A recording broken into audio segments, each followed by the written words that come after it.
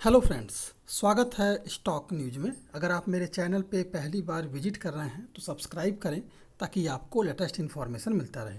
ICIC bank ने अपने Q1 का रिजल्ट जारी कर दिया है और आज हम यही जानेंगे कि इसका जो रिजल्ट है वो कैसा रहा है।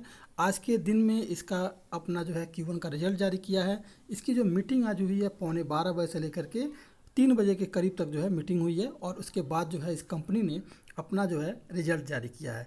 अब हम अगर इस कंपनी के रिजल्ट के बारे में बात करें तो हमारी जो बात होगी वो करोड़ में होगी। अगर आप देखेंगे यहाँ पर तो करोड़ में पूरा दिया हुआ है आंकड़ा और करोड़ में ही हमारी इसमें बात होगी। अब अगर देखा जाए इस कंपनी का नेट टोटल इनकम की बात की जाएगी अगर, तो पिछले साल इस कंपनी का जो इनकम था वो 24,379 करोड़ रुपये करीब था और इस बार जो कंपनी का जो इनकम है, टोटल इनकम है, वो 28,336 करोड़ रुपये है।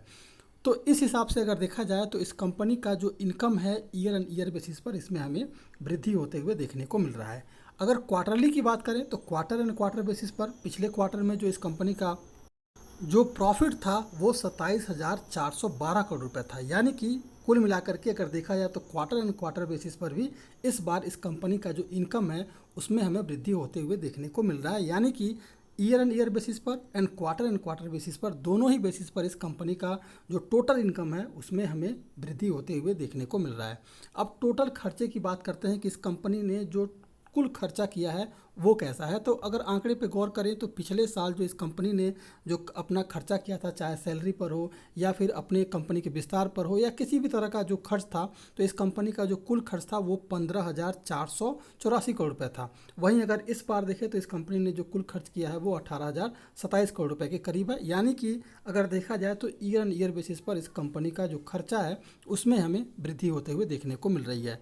अगर एंड क्वार्टर की बात करें तो क्वार्टर एंड क्वार्टर मतलब पिछले क्वार्टर की बात करें तो इस कंपनी ने जो अपना खर्चा किया था वो 17,119 करोड़ था और इस बार का आपने देख लिया 18,027 करोड़। यानी कि क्वार्टर एंड क्वार्टर बेसिस पर भी इस कंपनी का खर्च में वृद्धि देखने को मिल रही है एंड अगर देखा जाए यहाँ per year and year basis पर भी इस कंपनी के खर्च में हमें वृद्धि होते हुए देखने को मिल रही है। अब अगर देखा जाए इस कंपनी के नेट प्रॉफिट की बात करें कि कंपनी का को कितना फ़ायदा हुआ, तो अगर देखा जाए तो ये प्रॉफिट का सेगमेंट है और पिछले साल इस कंपनी का जो कुल प्रॉफिट था वो 4616 करोड़ रुपये था और इस बार इस कंपनी का जो प्रॉफिट है वो 6904 करोड़ रुपये है। यानी कि ईयर एंड ईयर बेसिस पर इस कंपनी का जो प्रॉफिट है इसमें हमें वृद्धि होते हुए देखने को मिल रहा है। लेकिन अगर क्वार्टरली की बात की जाए तो पिछले क्वार्टर में इस कंपनी का जो प्रॉफिट था वो 7,018 करोड़ था और इस बार 6904 करोड़ रुपये है। यानी कि कुल मिलाकर देखा जाए तो पिछले क्वार्टर के मुकाबले हमें इस बार के क्वार्टर में इसके जो रिजल्ट में है थोड़ा सा जो हमें प्रॉफिट में कमी देखने को मिल रही है।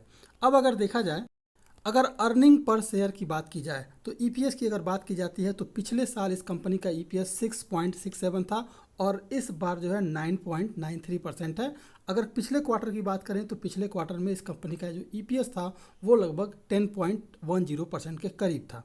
अब अगर हम देखते हैं अगर इस कंपनी का नॉन प्रॉफिट एसेट यानी कि एनपीए की बात की जाए तो इस कंपनी के एनपीए में इस बार हमें कमी देखने को मिल रही है, जो कि एक काफ़ी जो है बेहतरीन बात हो सकती है। अगर एनपीए की बात की जाए तो इस कंपनी ने का जो एनपीए है पिछले साल जो है 5.15% था और इस बार जो है 3.41% है और पिछले क्वार्टर में 3.06% था। यानी कि अगर देखा जाए तो ईयर एंड ईयर बेसिस पर एंड क्वार्टर बेसिस पर, दोनों ही बेसिस पर इस कंपनी के एनपीए में जो है कमी देखने को मिल रही है, जो कि एक पॉजिटिव सेंटिमेंट इस स्टॉक के साथ हो सकता है। तो ये था आपका stand alone financial result ICICI का। अगर आप मेरे चैनल पे पहली बार विजिट किए हैं तो सब्सक्राइब करें ताकि ऐसे ही आपको लेटेस्ट इन्फॉर्मेशन मिलता रहे।